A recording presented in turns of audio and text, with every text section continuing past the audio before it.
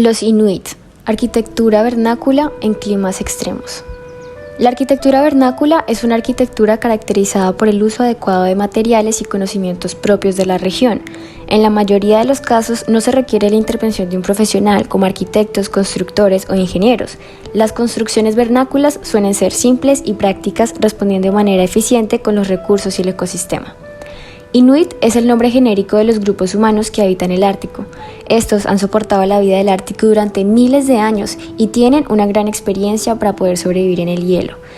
Desarrollaron una vida nómada siguiendo las migraciones de los animales que cazan. De estos y otros animales aprovechan todas las partes posibles para alimentarse, abrigarse, construir vivienda y herramientas para cazar. Las temperaturas medias del clima ártico, que no superan los 10 grados centígrados en los meses más cálidos del verano, y la baja humedad permiten un mayor campo de visión hacia el horizonte. Se cree que hace unos 4.500 años llegaron al Ártico norteamericano los primeros pueblos paleoesquimales tras cruzar el estrecho de Bering desde Asia. Posteriormente, una cultura neoesquimal denominada Thule, que se expandió desde Alaska hasta Groenlandia, asimiló. Esto dio paso a los Inuit históricos. Estos se distribuyeron en 21 grupos tribales a lo largo de las regiones árticas de Rusia, Chukotka, Alaska, Canadá y Groenlandia, y se convirtieron en la etnia más extendida geográficamente de todo el mundo. Presentaban rasgos físicos comunes, tenían tradiciones orales muy relacionadas entre sí y hablaban lenguas pertenecientes a una misma familia, la esquimal aliotiana. Desde el siglo XVI, buena parte de la población de las regiones árticas y subárticas del planeta eran conocidas en Europa como esquimales. No se sabe si este término originalmente significaba los que comen carne cruda o bien constructores de raquetas de nieve. En todo caso, hoy es considerada una denominación despectiva y se prefiere utilizar el término Inuit, que significa en la lengua inuktitut, personas o seres humanos. Esta comunidad, a falta de organizaciones políticas o leyes para dirigir sus sociedades, ya que prefieren un sistema más equitativo, idearon una manera perfecta para resolver los posibles conflictos que puedan surgir, y fue un duelo de canciones donde cada uno de ellos compone una canción ridiculizando a su oponente. Sus prácticas religiosas tradicionales incluyen el animismo y el chamanismo, en los cuales los curanderos espirituales median con los espíritus. Creen que su cosmos no está gobernado por nadie y no hay castigos eternos en el más allá, como tampoco hay castigos para niños o adultos en el aquí y el ahora. Esta comunidad basa su economía en la pesca y la caza, de la cual obtienen las materias primas indispensables como grasa animal, carne, pieles para elaborar vestimenta y todo lo cual es comerciado mediante trueques. Las tareas entre los Inuit estaban distribuidas por sexo. El trabajo de las mujeres consistía básicamente en curtir las pieles con sus dientes, confeccionar los vestidos de toda la familia, descuartizar a los animales y cuidar a los niños. Sin embargo, su labor más importante consistía en el mantenimiento de una lámpara de esteatita conocida como kulek, alimentada con aceite de grasa animal, y una mecha de musgo o algodón ártico servía para secar las pieles de los animales, cocinar, calentar e iluminar el hogar. En cierto modo, el kulek fue la piedra angular sobre la cual se levantó todo el edificio cultural del pueblo inuit. Los hombres se dedicaban básicamente a la caza y la pesca, es decir, a aportar los alimentos necesarios para la subsistencia familiar.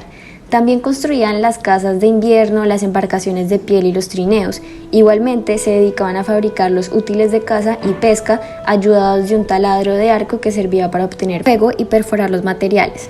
Se movilizaban por medio de kayaks y trineos. Los Inuit son los creadores del kayak, el barco del cazador, un barco de una persona propulsado por un remo de doble hoja.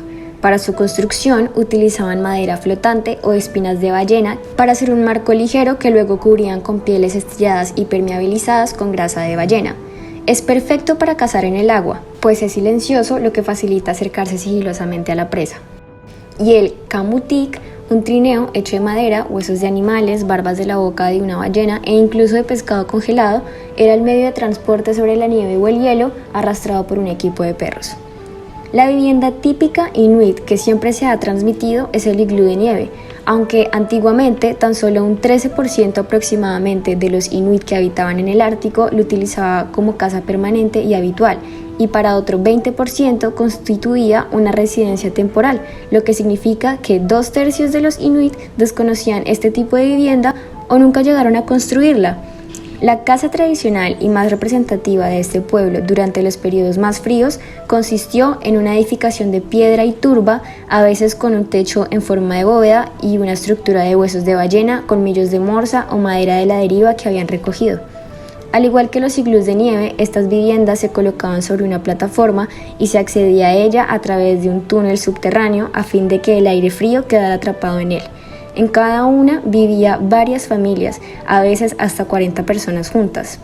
En verano, los inuit se desplazaban a lugares cerca del mar y se instalaban en tiendas confeccionadas con pieles de caribú, que era un reno salvaje, las cuales se parecían a los tipis de los nativos norteamericanos. Sin embargo, nos centraremos en los iglús, ya que son un ícono cuando se habla de arquitectura vernácula, no solo porque están ligados a una cultura, un entorno y un clima concreto, sino porque son el resultado de un proceso de subsistencia en una zona extremadamente hostil para el ser humano, pues demuestran la capacidad de adaptación al medio utilizando solo los recursos básicos a disposición, como la nieve. Puede sonar ilógico utilizar nieve para construir un hogar en un clima gélido, pero las propiedades que esta brinda son las condiciones necesarias para aislarse del medio exterior.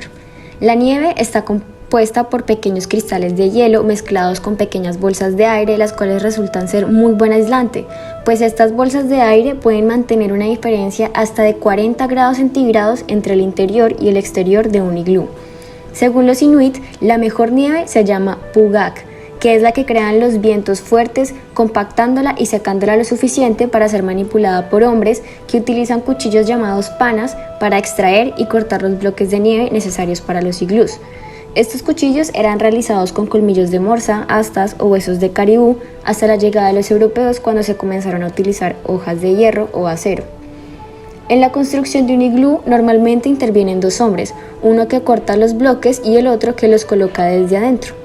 Estos bloques deben tener una forma trapezoidal y medir entre 1 y 1,20 metros de ancho, 60 centímetros de alto y unos 15 a 20 centímetros de grosor. Para iniciar, se define un círculo en un espacio plano, el cual se cava aproximadamente 1 metro para generar la base del iglú. Ahí se coloca una primera fila de bloques siguiendo dicha figura. Luego se corta el primer bloque en diagonal y esta línea inclinada de corte se sigue alrededor de la fila, de tal forma que los bloques de la siguiente fila se coloquen sobre los anteriores de manera intercalada, formando una espiral que cada vez se va inclinando más hacia el interior hasta que en la parte superior se coloca el último bloque o clave. Esta forma parabólica permite a la base del iglú ejercer una fuerza en un pequeño ángulo hacia afuera sobre el suelo, haciendo que el peso propio de los bloques de la estructura se vaya traslapando de uno a otro hacia abajo, concentrando las fuerzas hacia el suelo y manteniendo el equilibrio hacia arriba. Además, se construye un banco de nieve de la altura de la primera hilera de bloques a todo su alrededor como esfuerzo y protección de las fuerzas horizontales. Una vez que el iglú está de pie, se cortan los sobrantes de los bloques que sobresalgan del interior del muro para lograr una pared lisa, e incrementando de manera adecuada la temperatura interior, se ejecutan automáticamente las juntas por el hielo fundido de los bloques que al congelarse completan una superficie sin filtraciones. En el exterior, esto se realiza arrojando agua que luego se congela, dando mayor resistencia a la estructura. Al sellarse todas las grietas se eliminan todos los conductos de aire, por eso más o menos a 3/4 de la altura del iglú se hace un pequeño agujero para que cumpla la función de conductor de ventilación y además mantenga el interior seco, sirviendo de escape para el vapor que exhala la gente al respirar. Para protección de los rigores de frío, se tapiza interiormente la bodega con cueros de animales colgados, generando cámaras de aire que aíslan el habitáculo del exterior, manteniéndose dentro del mismo una temperatura promedio de 17 grados centígrados, y como el calor tiende a subir, se genera un aterrazamiento de tal forma que la plataforma más alta, donde se concentra mayormente el calor, sea el espacio de descanso. Para el acceso se cava un túnel de aproximadamente 12 metros que, al ser abovedado, constituye un espacio tapón que bloquea la entrada del aire frío exterior y posibilita la aclimatación de las personas que ingresan, además de servir de refugio para los animales de tiro de los inuit, los perros. Como ya se dijo, el material con que se cuenta es nieve, y es interesante analizar cómo es el comportamiento de las paredes construidas con nieve para resistir el calor interno sin derretirse. La temperatura exterior es de menos 20 grados centígrados o menos, y asciende lentamente al atravesar la pared debido a la resistencia que opone la nieve.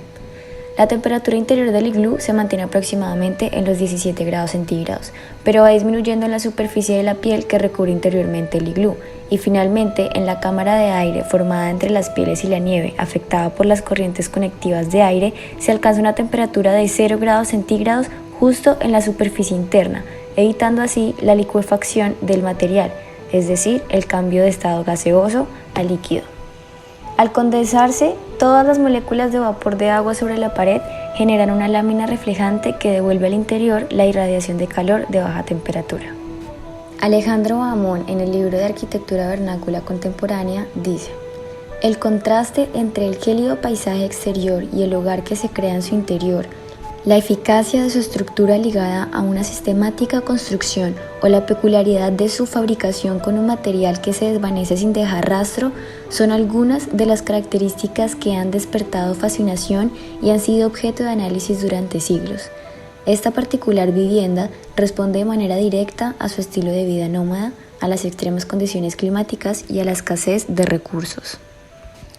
Los iglús son la vivienda sustentable, bioclimática y amigable con el medio ambiente por excelencia, pues se encuentran en constante biodegradación, ya que al dejarlos de utilizar, estos se derriten y vuelven a ser nieve. Su construcción es espontánea y rápida, y su diseño geométrico lo hace estable con un solo material sin necesidad de una estructura adicional. Al ser vernáculo, utiliza los recursos más abundantes de la zona, en este caso la nieve, y no necesita pasar por ningún proceso de tratamiento, además de que la técnica constructiva es funcional y de fácil aplicación. Por lo anterior, se le da un valor patrimonial de carácter intangible.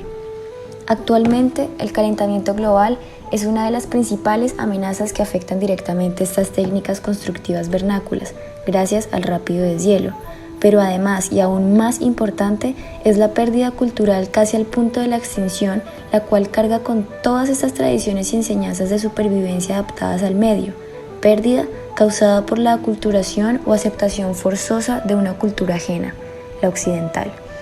Pero los inuit son camaleones natos, y si han conseguido durante siglos hacer de uno de los lugares más inhóspitos del mundo su hogar, seguramente encontrarán cómo conjugar su cultura con la nueva realidad mundial. Es muy importante conservarla, ya que representa la capacidad del ser humano para adaptarse a un medio hostil y poder sobrevivir recurriendo a los medios que se encuentran a disposición. Muchas gracias.